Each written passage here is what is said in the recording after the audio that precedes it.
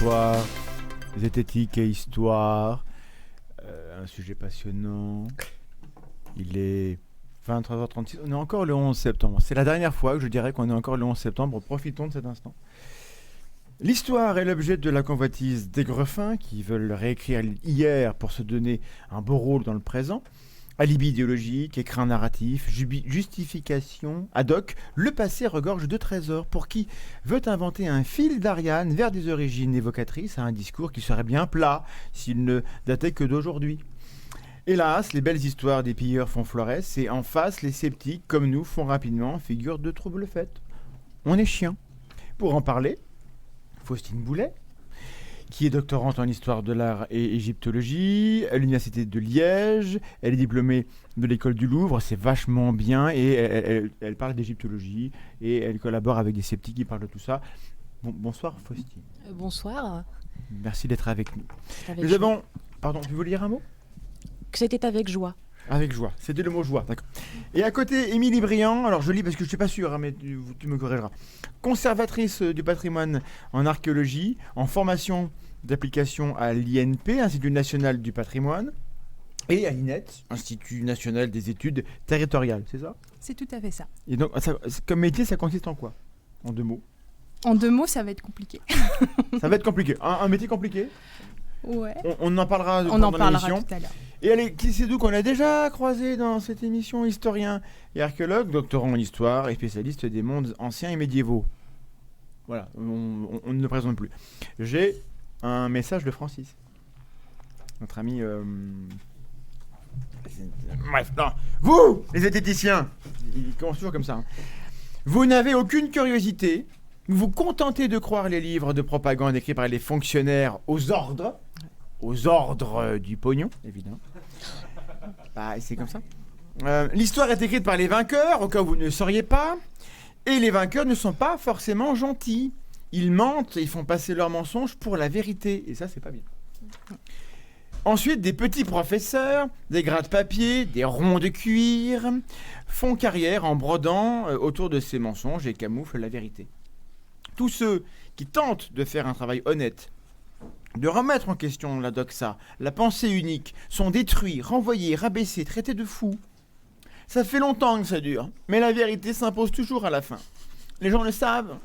Désormais, vous ne pouvez plus faire taire tout le monde. Nous sommes trop nombreux, nous sommes légion. Avoir compris votre petit manège. Il y a des gens honnêtes qui produisent des films où on voit. Vous m'entendez ? Où on voit. C'est ce que j'ai écrit. Que les théories officielles ne tiennent pas la route, que nos questions sont pertinentes, que tout un pan de l'histoire du monde est complètement occulté. Mais ça vous dérange. Alors vous essayez de me débunker. Mais alors bon courage. Merci Francis. Merci Francis. Une réaction, un mot de caricatural de Francis ? Il y aurait beaucoup à dire. Oui. Et on en dira quand même quelques mots du coup. Mais déjà, sur quel point tu veux rebondir sur cette caricature de critique qui revient quand même ? Sur le côté peut-être dogmatique de la recherche en histoire, en archéologie, en histoire de l'art, qui est loin d'être dogmatique en fait, au contraire. Sur le fait que l'histoire est écrite par les vainqueurs, puisque ce n'est plus trop le cas, en tout cas actuellement. On en reparlera aussi.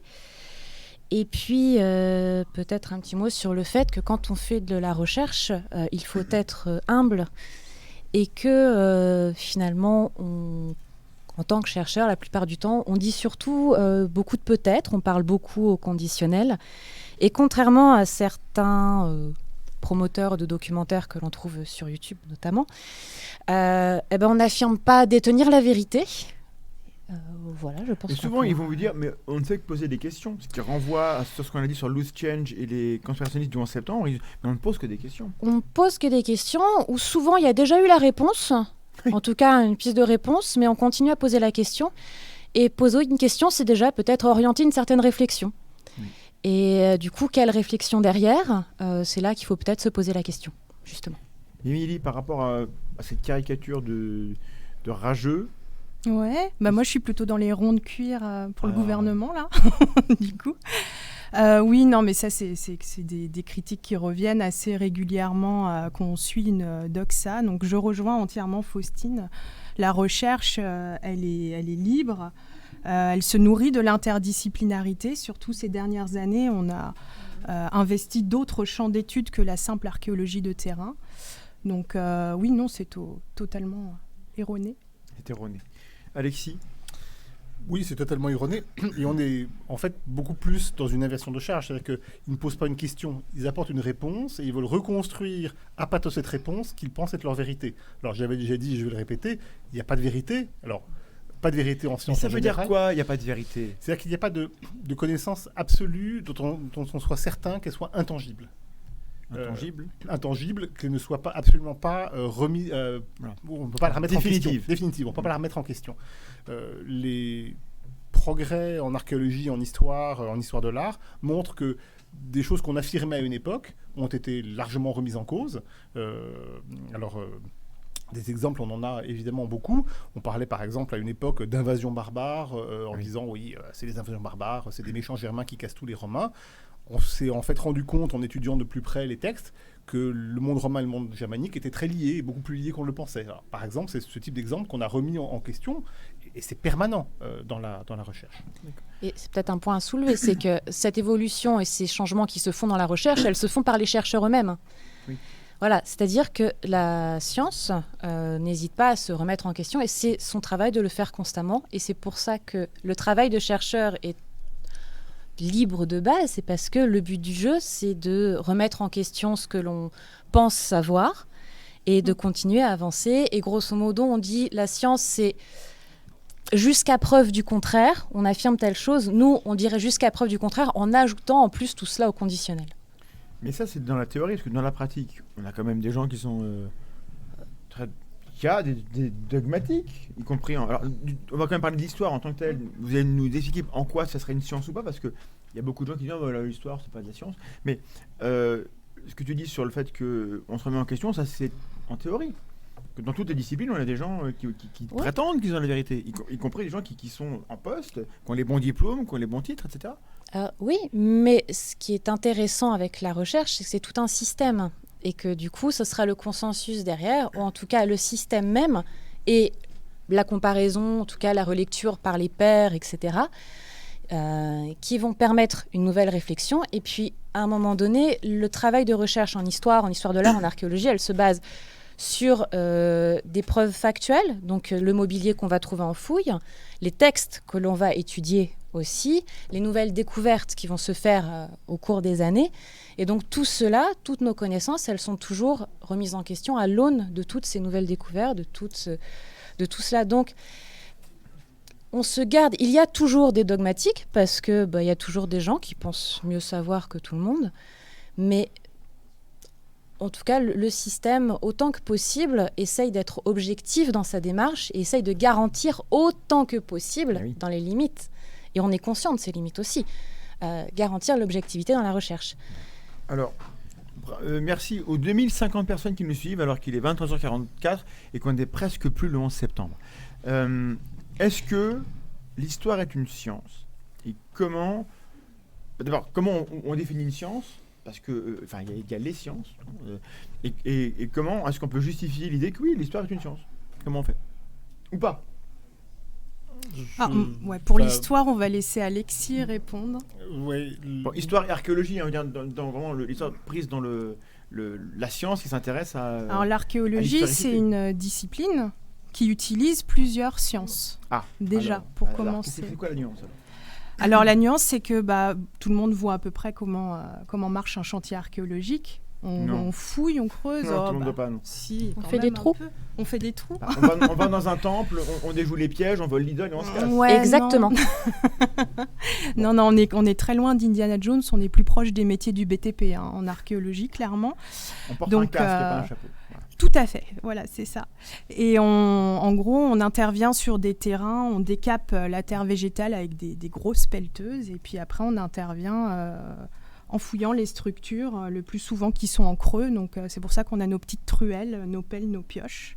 Et après, au pinceau, ou c'est un mythe ? Alors, le pinceau, c'est très rare. En préventif, c'est assez rare.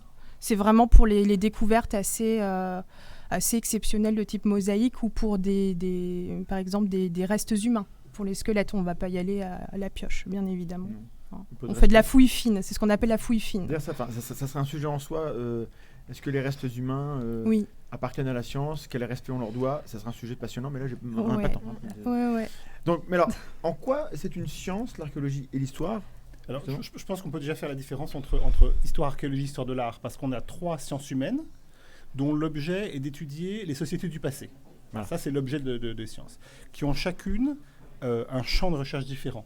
Pour l'histoire, on étudie les sociétés du passé à partir des textes, pour l'archéologie à partir des restes matériels, et pour l'histoire de l'art à partir des représentations. Ça, c'est l'objet en lui-même. En quoi c'est une science? C'est une science parce que elle va d'abord poser des questions à partir des sources. Alors, on n'a pas, nous, d'expérimentation, parce qu'on est des sciences humaines, on ne peut pas réexpérimenter des choses, mais notre départ, ce sont On Oui, peut dire que les on a sciences de- humaines ne peuvent pas expérimenter. On On a a de de l'archéologie expérimentale. Alors, je vais y revenir là-dessus dans 2 minutes. si Allez, ça ne fight. dérange pas. Donc, on part donc des sources et on applique une méthode scientifique. Cette méthode scientifique, elle est validée par les pairs. Ça veut dire que l'on prend chacun des outils, des objets que l'on a. Elle est scientifique parce que validée par les pairs? Elle est scientifique parce qu'elle a mis en place un système de critique des sources. On Ok. critique les sources, quelles qu'elles soient. On en tire quelque chose. Alors, critique de source, c'est un terme très général et générique qui veut dire que l'on va savoir extraire de cette source le maximum de renseignements. Et ensuite, avec ces renseignements, on va poser des questions, poser une problématique et tenter de donner une réponse qui éclaire les sociétés humaines anciennes. Mais on est d'accord que c'est pas pareil que de la physique. Bien sûr. La On est physique, d'accord. c'est de la vraie science. Alors, pardon, physique, c'est de la vraie science. Parce que quand je caricature, faut faire. C'est de la vraie science, la physique. Alors que vous, l'histoire, il n'y a pas d'expérience. Puis vous changez la vie tout le temps. Et puis c'est subjectif. Voilà. C'est la différence entre l'histoire qui va vraiment se baser sur les textes et l'archéologie qui va se baser sur des faits, sur du matériel, où là, on fait intervenir de l'archéométrie. C'est ça la nuance. Histoire, c'est les textes. Et archéologie, c'est les artefacts. Oui, Il est pas Alexis. Non, mais je caricature un peu, mais nous, sur le terrain, on fait appel quand même à des disciplines scientifiques quand on fait des datations carbone 14, par exemple. On fait appel aux quand mêmes disciplines de Ouais, l'histoire. ouais. On a les mêmes systèmes de statistiques, on utilise Ouais. des objets, Ouais. des databases de manière extrêmement précise. Non, la grande différence, c'est l'objet utilisé, c'est-à-dire les textes Ouais. Oui, c'est ça. ou le matériel. Mais la question est toujours la même, c'est comprendre les sociétés du passé. Et la différence entre une science expérimentale et une science humaine, c'est qu'effectivement, une science expérimentale, on met un protocole de recherche qui est plus ou moins subjectif, qu'on peut répéter. Et on peut l'observer, et en l'observant, on obtient un résultat. On ne peut pas faire la même chose en sciences humaines, quelle que soit la science humaine. Parce qu'on mettrait 50 personnes dans un village pendant 10 ans, et on répéterait 3 fois la même expérience à 3 endroits différents, on aurait 3 résultats différents. Oui, mais, C'est pas ça qu'on peut expérimenter. mais en soi, il y a peut-être des invariants dans les résultats, et c'est ça qui est intéressant. Bah, le problème, c'est que il n'y a pas vraiment d'invariants dans les résultats. C'est très variable. Oh. C'est très variable. Non, C'est sûr c'est qu'on en extrêmement trouve. variable. Et on a besoin, surtout pour les sciences du passé, où les sources sont incomplètes, par définition, parce qu'on n'a pas tout retrouvé. Et même si on avait tout retrouvé, on ne pourrait pas tout exploiter. On est obligé de se dire qu'effectivement, il y a une part de subjectivité. Mais ce n'est pas cette part de subjectivité qui enlève la science. Parce que la science, elle est fondée plutôt sur la méthode qui est mise en avant. Mais Éric Zemmour, il dit que la France n'a pas dit son dernier mot. Il sait de quoi il parle. Il connaît l'histoire. Il connaît la. En quoi c'est pas scientifique, Éric Zemmour? Zemmour, on est dans un. On est Laurent Deutsch, en quoi c'est pas scientifique? Là, on n'est pas dans l'histoire, on est dans le discours historique, ce qui est Oui, encore une chose différente. D'accord, mais enfin, je veux dire, zététique et histoire, à un moment donné, on se demande comment on sait les choses qu'on prétend savoir. Et il y a des gens qui parlent avec une grande aisance de trucs sur l'histoire, et puis on les croit parce qu'ils en parlent. Que ce soit pour l'histoire de l'art ou pour l'archéologie, on va avoir un certain nombre de sources qui vont nous permettre de faire une hypothèse qui sera vraie jusqu'à preuve du contraire. Mais on garde quand même, comme disait Alexis, on est face à... On n'aura jamais de vérité absolue. On n'aura jamais de vérité absolue parce que jusqu'à ce qu'on puisse inventer une machine à remonter le temps qui nous permettra effectivement d'aller dans le passé... C'est les physiciens qui le feront, hein. Pardon, je crois. Oui, mais bon, ce sera par exemple grâce aux travaux des égyptologues qu'on pourra comprendre ce que les Égyptiens disent lorsqu'on remontera le temps. En tout cas, lorsque les Égyptiens écrivent, lorsque l'on remontera le temps. Oui. Bon, d'accord, on bossera ensemble. Voilà. Notamment. D'accord. Est-ce que vous pensez que le public comprend ce que c'est qu'un chercheur ou une chercheuse en histoire ou en archéo, enfin, de manière générale. Hein. Quand je dis histoire, moi, c'est toutes les disciplines confondues. Hein. Ouais, c'est les Ouais. données. On a l'Institut national de recherche archéologique préventive, l'INRAP, exactement, l'INRAP, a commandité un sondage Ipsos en 2011 pour savoir justement comment les Français se situaient par rapport à l'histoire et l'archéologie. Et dans ce sondage, il est ressorti que plus de 70%. C'est ça, 77%. 70% des gens estiment être mal informés sur le sujet. Donc c'est une vraie remise en question aussi pour nous. C'est peut-être une bonne nouvelle d'en avoir conscience. Oui, tout à fait. Ouais. Ouais. Mais alors, c'était il y a 10 ans, ça. Ouais. C'était il y a 10 ans. Alors. Mais c'est toujours un petit peu le cas. C'est toujours un peu d'actualité. En tout cas, ce sont des questions que l'on se pose actuellement dans le monde de l'histoire, de l'archéologie, de l'histoire de l'art, etc., qui sont ces questions de vulgarisation, de bonne vulgarisation aussi. Et du coup, est-ce que ce ne serait pas l'occasion de parler de l'association ? Mais il faut parler de ce dont vous voulez. On remarque, par les temps qui courent, et notamment par des plateformes comme YouTube, etc., des documentaires. On pourrait qualifier de documentaires, si on veut faire un petit raccourci, qui sont des documentaires qui se veulent archéologiques et qui vont diffuser des propos qui peuvent être tendancieux, voire complètement faux, et surtout qui peuvent être connotés idéologiquement, ce qui peut poser problème. Et si on peut peut-être le dire tout de même, c'est que le monde de l'archéologie scientifique, de l'histoire de l'art, on a un peu manqué le coche. En ce qui concerne les réseaux sociaux, en ce qui concerne le fait d'être présent sur ces plateformes de vulgarisation, et on s'est fait un peu dépasser par ces... Comme beaucoup de sciences. Comme beaucoup de sciences, Il n'y a pas que vous, mais disons que voilà. À la différence d'autres sciences, c'est compliqué d'instrument... Enfin, ils y arrivent. La physique quantique, c'est compliqué de l'instrumentaliser pour défendre une idéologie. Ouais. Alors, pour défendre de l'absolomédecine, ils le font, mais alors que évidemment, ceux qui ont un agenda où ils veulent influencer les gens, etc., l'histoire est comme un objet particulier. C'est le gros danger d'une mauvaise lecture historique. Ça peut mener effectivement à des idéologies. C'est ça, des dérives racistes, identitaires, des choses comme ça, qui sont problématiques tout de même. Un peu, oui. Un peu légèrement beaucoup. Du coup, je vais le caser maintenant, mais du coup, il y a quelques temps, j'ai créé une association qui s'appelle l'ALDA, Association de lutte contre la désinformation en histoire de l'art et archéologie. Et nous sommes ici ses représentants, puisque Émilie et Alexis font partie du bureau avec moi. Incroyable. Et nous sommes noyautés, mesdames, par une association.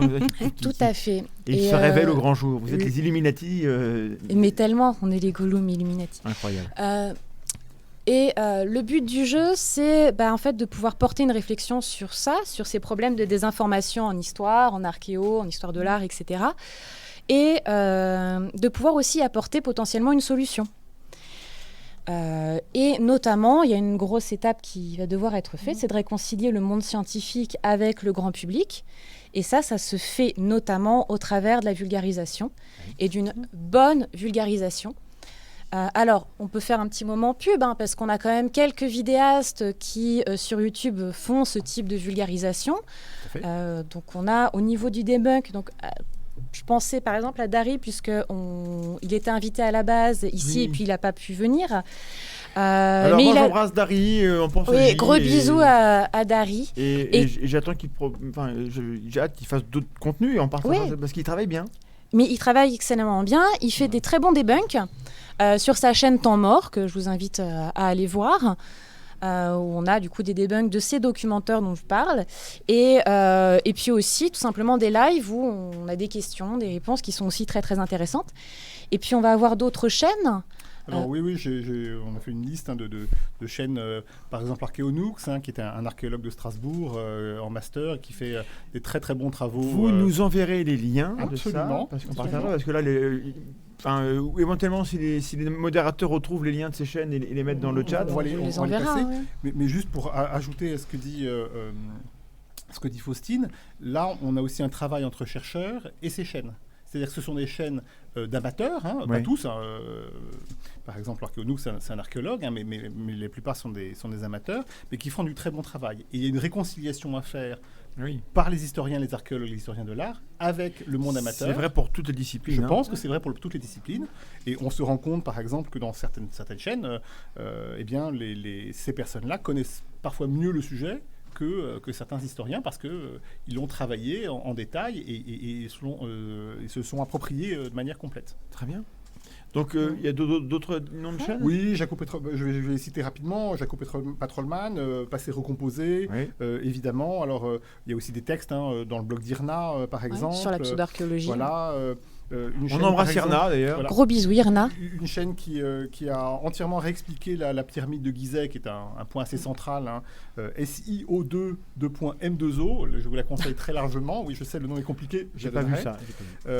Voilà, le pharaon. Oui, ça, je connais. C'est ça, Simon, le pharaon. Opératorium pour l'histoire de l'art. Ah oui, très bonne chaîne sur l'histoire de l'art, l'histoire des techniques anciennes. Je vous recommande fortement. Bon. Les chaînes du label Hérodote, en général, qui sont quand même... Mais globalement, il y a de la matière, il y a du contenu, il y a des choses, donc c'est très bien. Est-ce que c'est beaucoup suivi ? Alors, on a des chaînes qui peuvent aller, je crois, jusqu'à 40 000 abonnés. Je pense que c'est à peu près la chaîne de Temps Mort. Face à... on va dire que ça fait pas vraiment le poids face à ce qu'on a de l'autre côté. Clairement. Voilà. Mais parce que de l'autre côté, il y a des belles histoires. C'est ça. Et que c'est compliqué de faire des belles histoires en racontant comment on reconstruit l'histoire. C'est ça. Et alors, je suis peut-être un peu optimiste là-dessus, mais en fait, c'est le travail de la vulgarisation. C'est-à-dire que l'un des points forts d'une bonne vulgarisation, c'est de pouvoir expliquer de manière intéressante un sujet qui peut paraître chiant. Parce que on peut être honnête, mais même si on est chercheur, là, ici, faire de la science, c'est pas très glamour. Faire de la recherche, c'est pas méga glamour. Il y a des moments de joie et de grâce, et puis il y a le reste. Et il y a la dépression. Aussi, oui. Oh, quand même, non. Enfin, ne décourageons pas les vocations. Non. C'est faire de la recherche, c'est quelque chose qui est fait par les passionnés, parce qu'on ne s'embarque pas. D'ailleurs, c'est un truc qu'on peut dire, ça aussi, quand on traite les archéologues, les conservateurs, etc., de dogmatiques, de personnes vendues au nom de l'argent, etc. C'est pas des métiers où on fait fortune, premièrement. Non, clairement pas. La recherche, c'est quelque chose où on investit énormément de temps, énormément de soi-même, et on le fait parce qu'on est passionné. Il y a une grande précarité dans l'archéologie de terrain. C'est beaucoup de CDD. Beaucoup de contrats très courts, c'est des métiers très très précaires, il n'y a que la passion qui fait tenir sur le terrain. Quand on fouille en hiver et qu'on a une couche de 15 cm de terre gelée à faire sauter à la pioche, c'est la passion. Ça tient chaud. Oui. La pioche, ça tient chaud. Parce qu'on a des damarres en dessous. Oui, ça aide. Je voulais revenir sur la question des documentaires, de la vulgarisation et de l'éloignement des chercheurs. Oui, les chercheurs se sont éloignés de l'histoire. Et l'histoire, c'est l'histoire de l'archéologie, l'histoire de l'art. Les chercheurs se sont éloignés de l'histoire ? Pardon, se sont éloignés du public. Se sont éloignés du public, effectivement. Et ont totalement loupé le travail sur les réseaux sociaux. Ils ne sont pas intervenus, ils ont laissé ça passer en disant de toute façon... Les autres ne sauront pas faire. C'est pas notre travail. C'est pas notre travail, les autres ne sauront pas faire. Donc ça, c'est une erreur qui était importante. Du coup, ça a laissé effectivement la place à ces documentaires qui racontent des belles histoires. Mais des histoires qui sont en général très anciennes, qui ont déjà été très révisées, mais qui offrent une perspective presque magique à d'autres. Effectivement, il y a tout un travail à faire pour montrer que l'histoire, c'est quelque chose de beaucoup plus merveilleux et beaucoup plus intéressant, mais de beaucoup plus concret, avec des doutes, et c'est ça qu'il faut remettre en place. Et il y a une médiation à faire qui manque complètement. C'est peut-être ce qui peut c'est pas ce que les gens demandent, ils veulent pas de doute. En fait. C'est bien là toute l'histoire, c'est que nous on parle beaucoup au conditionnel, comme on disait.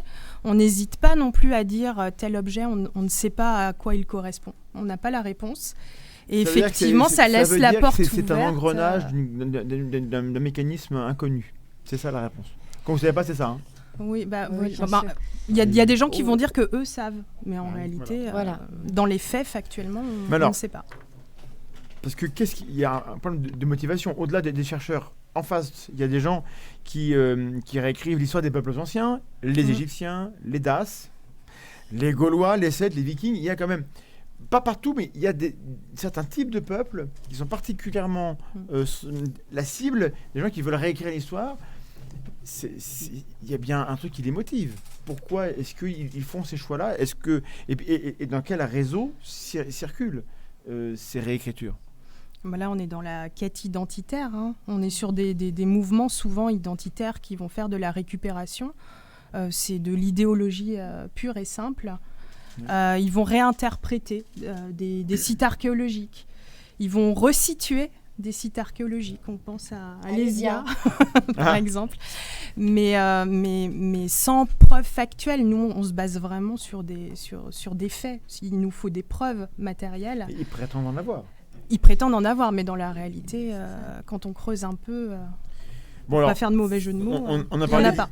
d'idéologie. Oui. Ça reprend en plus cette idée et cette chose qui est véhiculée de dire que, en parlant des Daces ou des Gaulois, que l'histoire est écrite par les vainqueurs. Oui. Alors, ils disent l'histoire est écrite par les vainqueurs, mais on a oublié le grand peuple gaulois ou le grand peuple dace. Ce qui est évidemment une manière de créer une envie pour ceux qui s'identifient à ces Gaulois ou à ces Daces, et qui est évidemment totalement fausse, parce que, d'abord, l'histoire n'est pas écrite par les peuples anciens, l'histoire est écrite depuis peu de temps, c'est une science humaine qui a à peine 2 siècles. Oui, mais les peuples anciens vaincus, détruits, si on détruit leur culture, leur écriture, l'idée qu'on a, c'est que il reste plus rien, et que c'est ceux qui ont convaincus qu'on réécrit tout. Absolument, sauf que, par exemple, il y a des histoires des Daces. Il y a des gens qui ont écrit des histoires des Daces. Oui, mais c'était des vainqueurs. Non, c'est des vainqueurs. Non, justement. Non, c'est justement ça le problème. L'exemple qu'on peut citer habituellement, c'est que des histoires écrites par les Allemands sur la Seconde Guerre mondiale, il y en a beaucoup. Mais c'est récent. Ils ont été perdus. Ah oui, mais c'est quand même pas les vainqueurs qui ont écrit l'histoire. Les livres d'histoire chez nous ont été écrits par les vainqueurs. Parce qu'on est des vainqueurs. D'accord. Mais pas en 1970, par exemple. Bon. Après, actuellement, on a quand même une volonté d'étudier autre chose que les vainqueurs. C'est ce que tu expliquais. Ça va avec aussi l'ère du temps, c'est de s'intéresser, on va dire pour faire simple avec l'Égypte, parce que pour le coup, c'est ce que je connais. On va au début peut-être s'intéresser du coup aux pharaons, aux grands de l'histoire, etc. Et puis plus ça va, plus on avance, plus on va s'intéresser à l'ouvrier. Ou dans mon cas, par exemple, à l'artiste égyptien. Donc, le scribe des contours. Voilà. Alors, est-ce que dans le camp d'en face, parce que bon, quand on fait zététique et histoire, on est dans l'angle, il y a des gens qui parlent pour l'histoire et qui font dire ce qu'elle ne dit pas. Est-ce qu'il y a un problème politiquement coloré? Est-ce qu'il y a des gens qui vont récupérer, parce que bon, il y a ceux qui créent les contenus, puis il y a ceux qui vont les utiliser, les récupérer pour voilà. Et bon, oui, très clairement. On en est où et quels sont les dangers? Ou est-ce que c'est pas grave, quoi?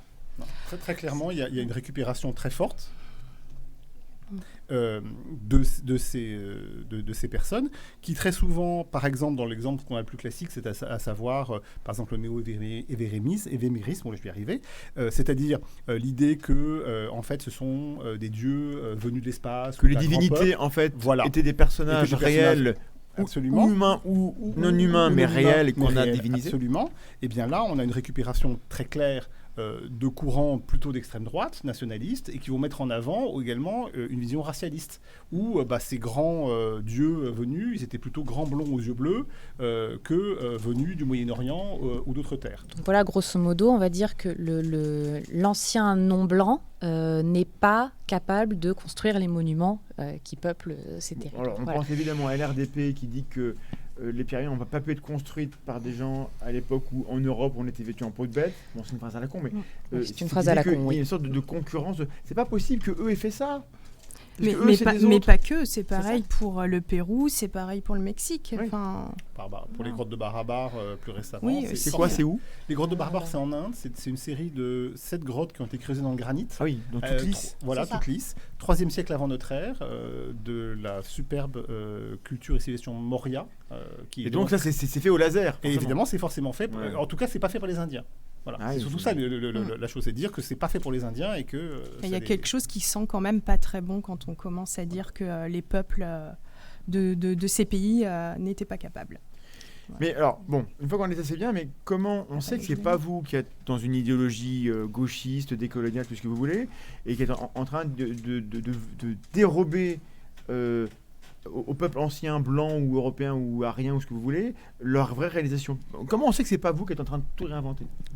Parce qu'on se base sur du factuel, En c'est-à-dire... face, ils disent pareil. Non, Non. en face, Ah, il y a beaucoup d'omissions, déjà. C'est vrai.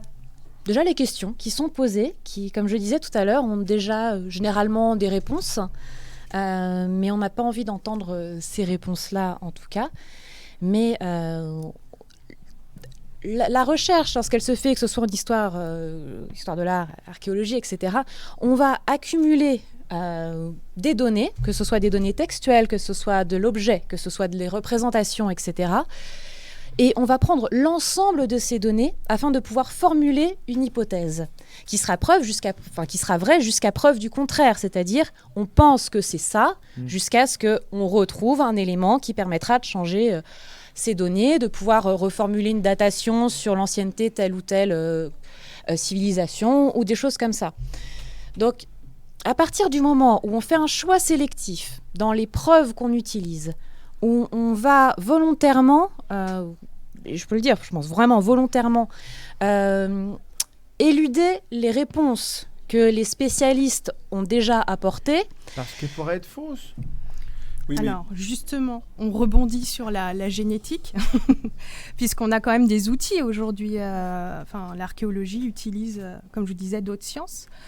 Et on a la paléogénomique, qui est assez récente, en fait, qui consiste à séquencer le génome humain. Donc, paléo pour ancien, génomique pour Ouais, génome. c'est ça. En fait, c'est la paléogénétique utilise la méthode PCR, qu'on n'a malheureusement plus besoin de présenter Vous aujourd'hui. connaissez tous, hein, c'est celle qu'on met dans le nez. Et là, on est sur vraiment des outils technologiques de nouvelle génération Qui viennent confirmer. qui permettent les de versions. séquencer le génome beaucoup plus rapidement. Alors, c'est très récent, parce que je reprends mes petites notes.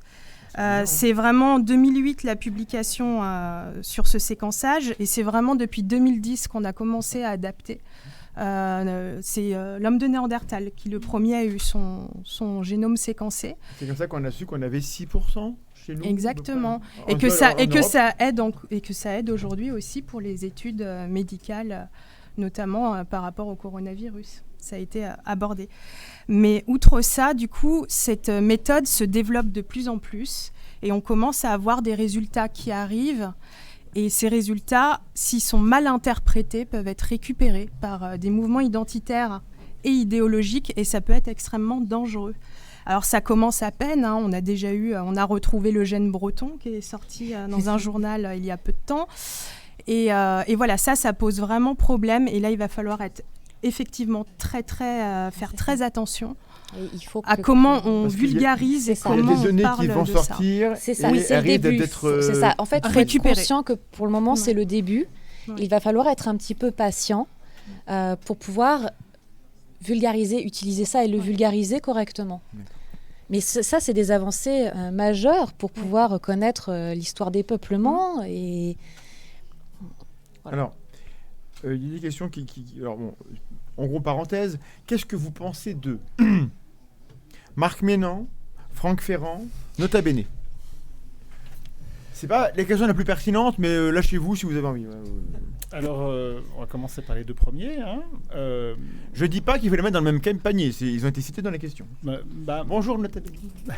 Marc Menant et Franck Ferrand, on les met dans le même panier puisqu'ils sont dans la même émission. Et là, on est vraiment dans ce qu'on appelle de l'utilisation de l'histoire. De manière très claire, d'une histoire très ancienne, parce qu'en fait, c'est un usage de théories historiques qui ont plus d'un siècle pour reconstruire une histoire nationale. Est-ce que, je vais utiliser un mot peut-être choquant, est-ce que c'est du révisionnisme? Oui, clairement. Donc c'est pas choquant. C'est clairement du révisionnisme. Le révisionnisme étant, de manière très claire, la remise en cause de faits historiques avérés pour en mettre d'autres. Prenons un exemple chez deux personnes.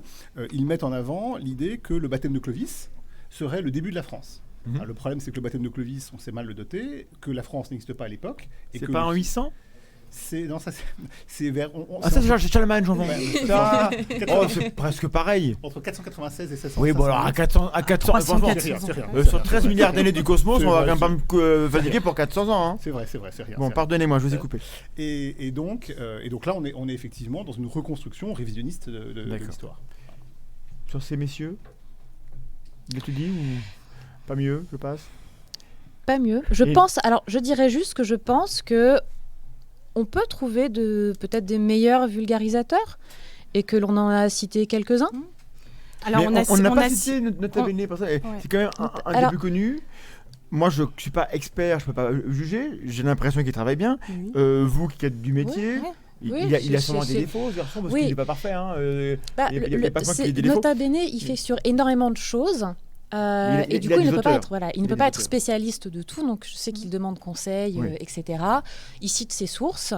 Il les met en bibliographie ou des choses. Donc, Il reçoit des gens. Il reçoit des gens, donc il fait parler des spécialistes. Par C'est ça. exemple, C'est ce qu'on entend faire aussi. voilà, il a reçu Exactement, François-Xavier c'est ce que fait Fauvel, Il qui est est très un des grands demandé par spécialistes de les l'Afrique. institutions. Et l'histoire africaine est peu connue et mal connue. Ouais. Bon, 2 heures d'émission avec François-Xavier Fauvel, c'était très éclairant.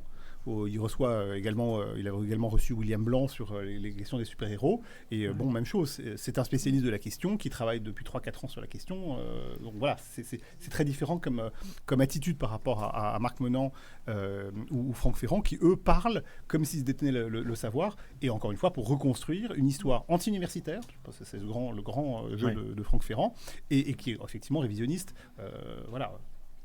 Pour rebondir juste sur la médiation, en fait, la vulgarisation, on appelle ça médiation culturelle chez nous. C'est la même chose, plus ou moins. On a parlé, en fait, là, sur les réseaux sociaux, qu'il y avait effectivement une fracture avec le grand public. Sur le terrain, par contre, on a de très bons médiateurs, vulgarisateurs. On parlait de l'INRAP tout à l'heure. L'INRAP fait beaucoup pour la communication. Ils font des visites de chantier. D'ailleurs, j'en profite pour faire une petite annonce, puisque le week-end prochain, ce sont les Journées européennes du patrimoine. Voilà.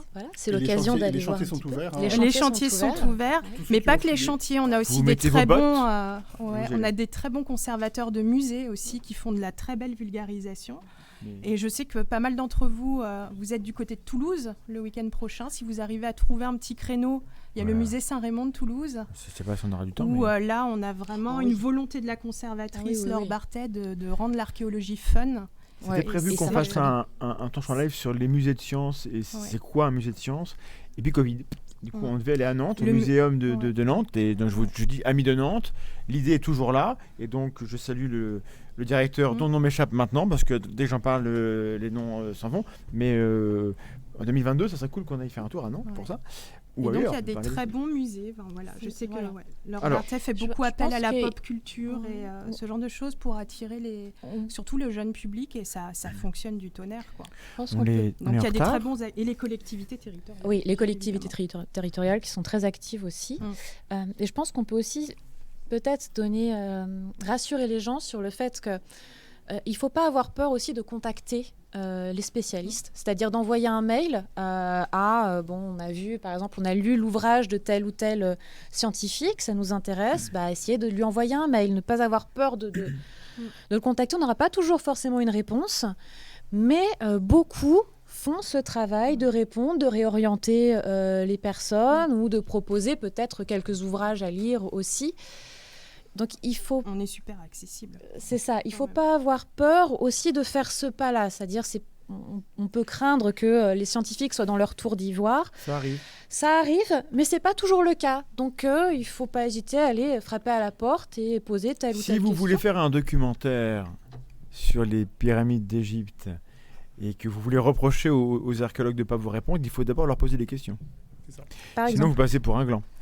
Et j'embrasse Fémi, il est adorable, mais enfin, c'est pas possible. Bref, bon, allez voir l'émission où on a vu ça. Alors, il est minuit 15. On arrive à la limite de notre retard. Malgré tout, une question du chat. Alors, on a évoqué le révisionnisme, des gens demandent, et je pense que c'est pertinent de bien poser la différence de révisionnisme et négationnisme. Parce que comme on a évoqué le nom, pour pas que les gens s'embrouillent, c'est quoi la différence, la nuance ?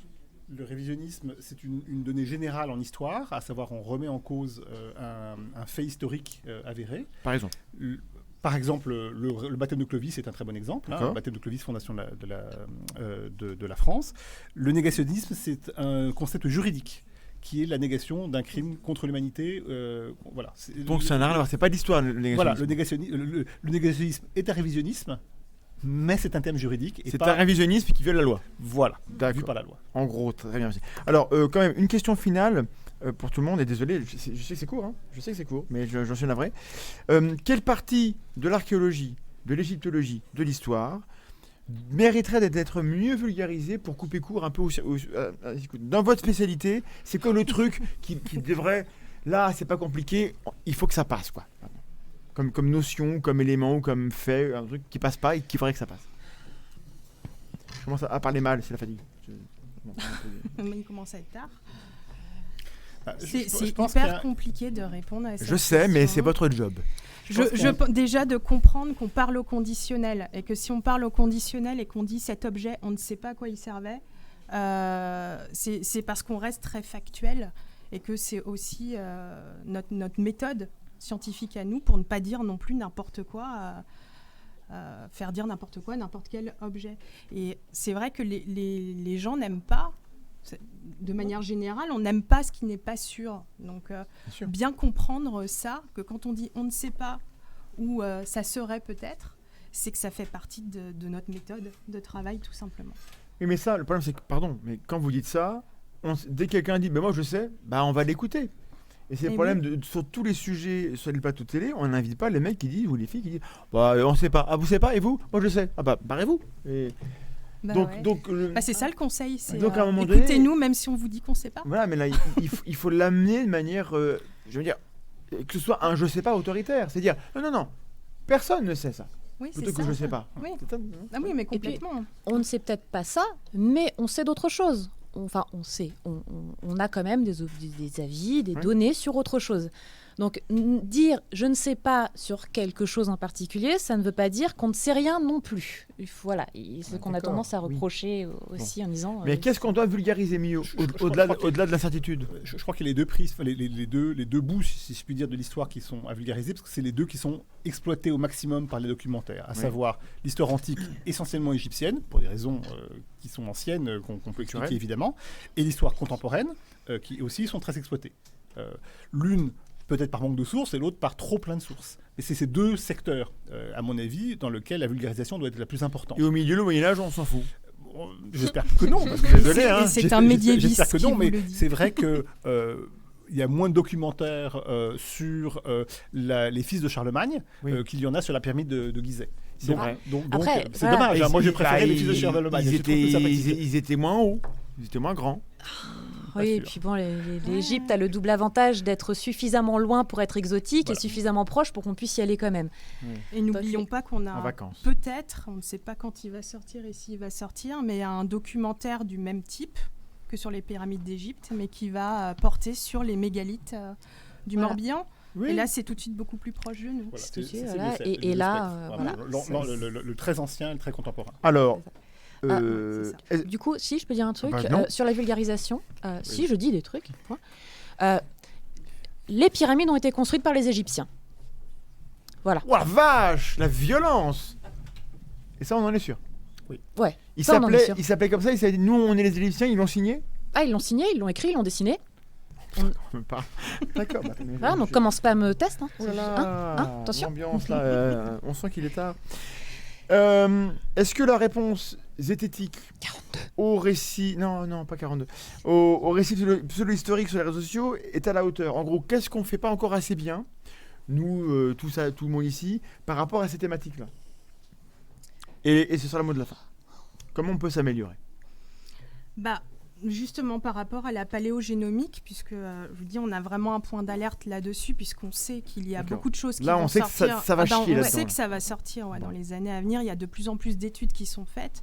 On sait que d'ici 10 ans, ça va être réalisé sur pratiquement tous les sites. Non, mais voilà. Et voilà, si vous voyez des récupérations sur les réseaux sociaux, par exemple, justement, de mouvements identitaires, ne pas aller comme des bourrins contre ce type de commentaires et rapprochez-vous d'archéologues ou de généticiens qui seront à même d'expliquer aussi les résultats des études, puisque ce sont des études qui sont assez complexes, qui sont très complexes à comprendre, le séquençage du génome. Surtout quand c'est vieux, quoi, parce que oui, on a des données partout. Voilà. Et au niveau des interprétations, il n'y a vraiment que les généticiens et les archéologues qui pourront orienter. Donc il ne faut pas être trop violent non plus, mais expliquer bien. Mais donc il faut qu'on soit capable d'aller trouver ceux qui savent. Exactement. Il faut qu'on les identifie. Voilà. Il faut qu'on les connaisse. Justement, et on peut terminer là-dessus. Ça revient un peu L'ALDA, on veut... Pardon, excuse-moi Alexis. Avec l'ALDA, on aimerait mettre en place en fait une plateforme internet sur laquelle on aurait des référents pour chaque période ou pour chaque science, que ce soit la datation, radiocarbone, chaque domaine, etc. pour la génétique, la paléogénomie. Que ce soit au grand public, mais pour aussi médias, aux journalistes. Et pour les journalistes, pour faire du fact-checking ou pour pouvoir contacter facilement des intervenants. Un mot de la fin ? Pour rebondir juste, et ça sera au mot de la fin en même temps, pour que la zététique soit plus efficace dans ces domaines-là, justement, elle doit plus interroger des gens des sciences humaines, qui sont des sciences, parce qu'ils ont cet apport technique, méthodologique, qui permettent de le faire. Qui ne fait pas assez d'interrogation de sciences humaines ? Est-ce que c'est nous ? C'est le sentiment que j'ai. On n'en fait pas encore assez. Non, on fera mieux. Mais je prends l'exemple de l'RDP que tu as cité. On ne peut pas traiter l'RDP uniquement sur le plan mathématique et sur le plan physique. Il faut une approche de sciences humaines. Et on va y revenir d'ailleurs on va revenir sur Jacques Grimaud, enfin sur le cas Jacques Grimaud. On ne touche pas à sa personne, mais il est en procès Jacques Grimaud là, et du coup je vous fais une annonce. Début octobre, la date est posée, mais on vous communiquera dessus. Il y a des déconvertis de Jacques Grimaud, enfin des gens qui lui croyaient et puis qui se sont rendus compte qu'il y avait un problème, qui ont fait un film. Il s'appelle Jacques Grimaud, La Grande Enquête, un truc comme ça, et qui retrace le parcours du monsieur. Et vous verrez quel diplôme il a, qu'est-ce qu'il a pas, qu'est-ce qu'il a dit avant, qu'est-ce qu'il disait plus, comment ça s'est passé son parcours. Et on fera un live où on vous diffusera cette vidéo que les déconvertis vont nous donner ou nous prêter. Ça sera sur la Tanche en biais.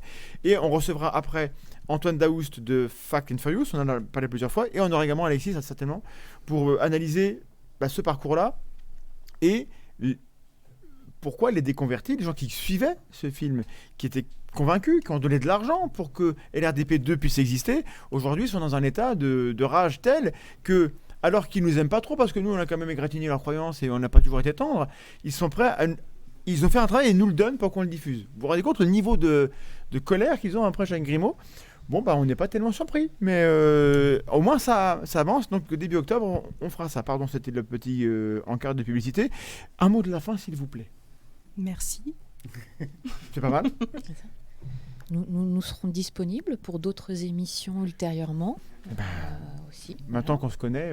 Qu'on se connaît. Bon, c'est pas là que ça se fera, mais vous connaissez la route de Nancy. Même si Alexis vient de loin, de Berlin. C'est ça. Exprès pour nous. Merci beaucoup d'être là. Et moi de Bretagne. C'est pas mal aussi. Eh ben, merci beaucoup d'avoir été avec nous. Interlude. Oui, allez, on les applaudit. Juste avant l'interlude, un petit mot parce que parmi tous ceux qu'on a remerciés de l'équipe, on a oublié Moxiva, qui est la créatrice du logo de la zététique. Des cœurs pour Moxiva, puis des bravos pour Moxiva pour son travail. Et on revient dans 10 minutes après un interlude qui vous présente la chaîne de G1000 grammes, qui vous présente ce qu'on a déjà vu tout à l'heure, les bandes dessinées Zach et Zoé, créées par Michel Abrassard et un dessinateur dont j'ai oublié le prénom, mais ça sera marqué. Et une chanson encore de Vlet Tapas et de Cadmium, Out of the Box. À tout à l'heure.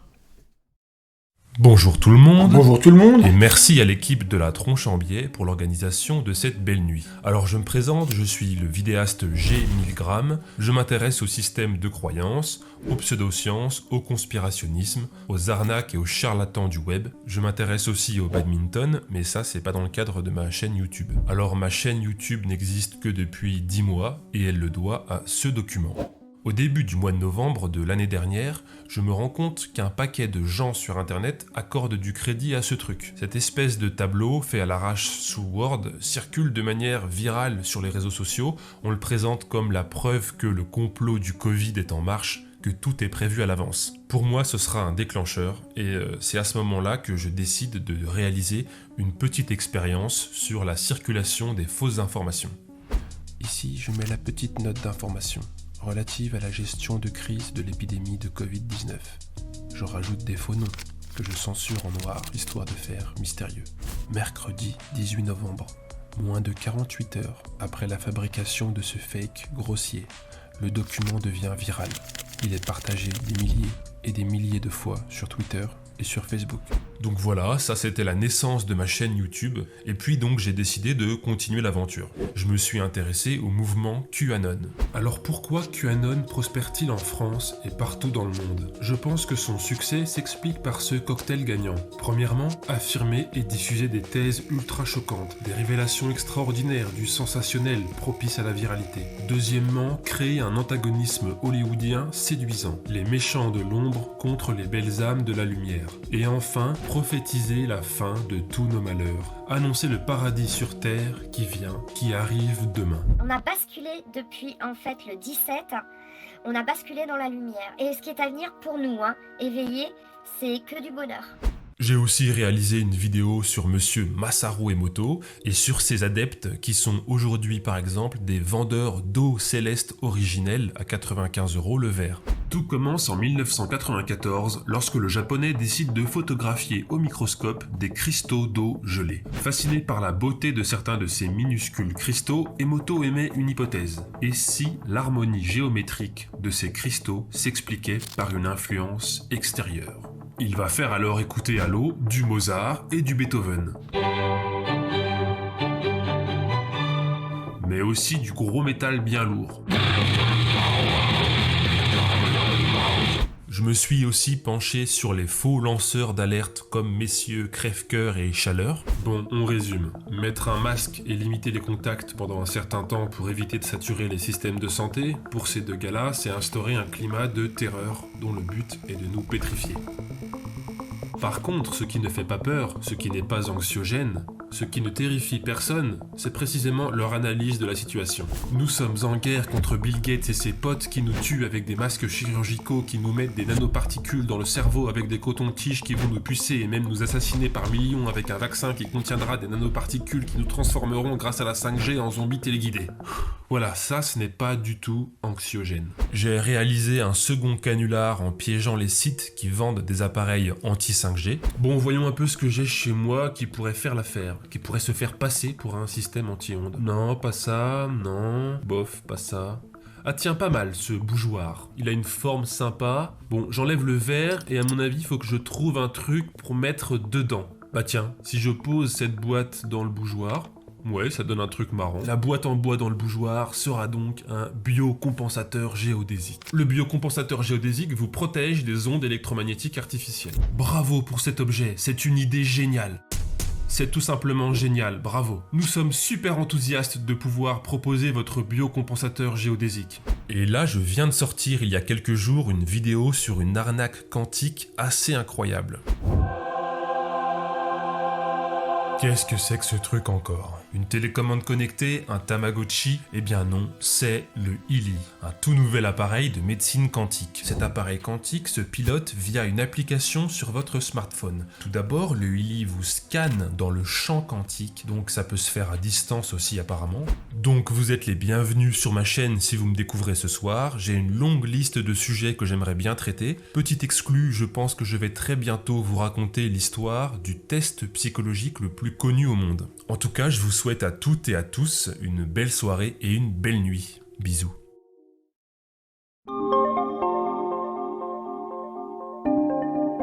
Zach et Zoé, Zététiciens en herbe est une série de bandes dessinées de Jean-Michel Abrassard au scénario et Marius Notet au dessin. Elle s'adresse en priorité aux enfants dès l'école primaire, mais elle peut aussi plaire aux adultes. Le but de Zach et Zoé, Zététiciens en herbe est d'éduquer les enfants par-delà les croyances. Il s'agit de les introduire en douceur à la démarche zététique. Les différents volumes abordent des sujets tels que le paranormal, la religion, la fête de Noël, etc. Les livres contiennent aussi bien des notions scientifiques que des concepts philosophiques. On y parle de la théorie de l'évolution, du problème du mal, de la folkloristique. Nous essayons de leur instiller le goût du questionnement et de la mise en doute des informations que l'on nous présente sans distance critique dans les médias. Bien des enfants sont quotidiennement exposés à des idées autour du phénomène ovni, du monstre du Loch Ness ou encore de l'existence de Dieu, mais très peu de livres présentent le point de vue sceptique sur ces questions, particulièrement pour les enfants. Pour être au courant de notre actualité, le plus facile est de suivre le compte Twitter Zététicien.